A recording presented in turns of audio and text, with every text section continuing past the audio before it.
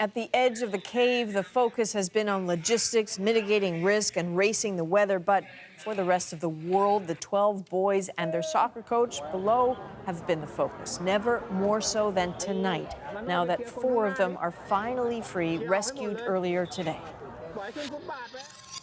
And this is a live look at the hospital where they are now being treated, with preparations already in hand for the others. That is if everything goes according to plan.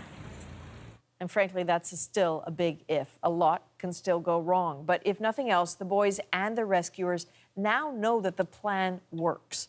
Briar Stewart is in Thailand tonight. She walks us through today's successful first phase. Above ground for the first time in 16 days, the first 4 boys emerged exhausted, disoriented, but alive. Phase 1 of the rescue kicked off this morning after a lull in the heavy rains provided a brief window of opportunity. The boys, all wearing full face masks, were guided through the flooded underground labyrinth, a treacherous 4-kilometer journey that took hours. But in the end, the rescuers exceeded their own expectations, bringing the 4 boys out in less time than practice runs had suggested it would take. The rescue commander praised the boys, the divers, and all those who have offered support. But he also sounded a note of caution. Restocking the cave with fresh oxygen tanks will take 10 hours at least. And with more heavy monsoon rains coming, there are no guarantees of success in what he calls the war against time and water. Even so, today was a victory. The boys were flown to the nearby city of Chiang Rai and then rushed by ambulance to hospital where an entire floor has been reserved for them. They'll be tested for malnutrition, dehydration, and crucially, oxygen levels. Officials have said levels in the cave have plummeted dangerously, possibly as low as just 15%. As for the families, joy and relief for relatives of the 4 boys now safely above ground, even though it will be several days before they can go home. For the families of those still trapped, the excruciating anxiety goes on. But meanwhile, down in the cave, the remaining 8 boys and their coach have been told of today's success, so they know the basic rescue plan works. But their challenge now will be to remain positive, as rescuers warn it could take up to 4 days to get them all out. And that's if the heavy rains hold off long enough. As for the boys who are now out of the cave and in the hospital in Chiang Rai, it will be a long road ahead. Even the strongest boys are likely very weak. They were in the dark in that cave for 9 days before the rescuers found them. During that time, there was very little to eat, and they were drinking water from the stalactite formations. While they're in the hospital here, the doctors will be examining their health and doing a number of tests, but they'll also be assessing their mental health. They went through a horrific ordeal during those 16 days, and the psychological implications of that could last much longer than the physical ones. Briar Stewart, CBC News, Chiang Rai.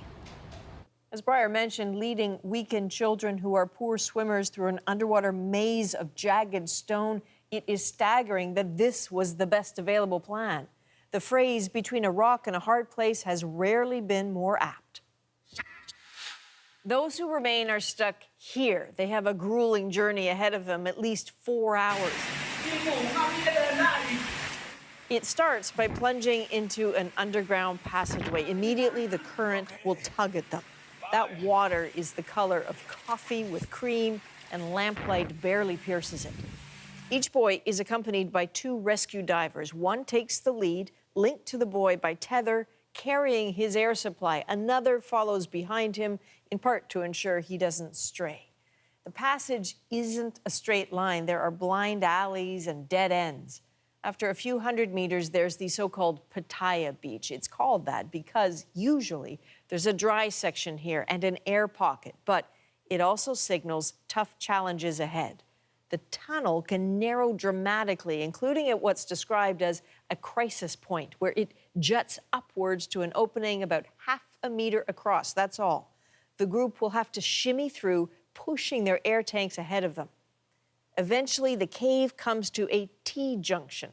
The team will take a right. It's not that far now to Chamber 3, the location of the rescue operations forward base. But it's far from safe. On Friday, Thai Navy diver Saman Gunan was on his way back to that base when he lost consciousness, fatally. About 200 meters later, at Chamber 3 and beyond, conditions get easier, and with luck, those boys and their coach will then walk their final steps to freedom. So joining us now on the technical challenges of these kinds of rescues is the Alberta Speleological Society's Jeremy Bruns. Jeremy, this rescue, I think we all understand, is a dangerous one for even the most experienced of cave divers. But can you walk us through some of the more specific challenges involved here? Well, from what we can surmise from the diagrams that we've seen online, they're going to be passing through an alternating series of dry and wet passages, and that involves staging a lot of gear that they need to have ready to move their rescuees through there efficiently. So they have those hazards of having those set up properly, as well as traveling underwater in an overhead environment. They're going to be fighting current, lack of visibility, dehydration, and hypothermia all at the same time.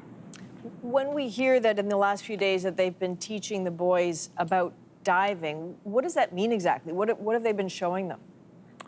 Yeah, well, the rescuers in this case are going to try to keep the workload on the boys to a minimum.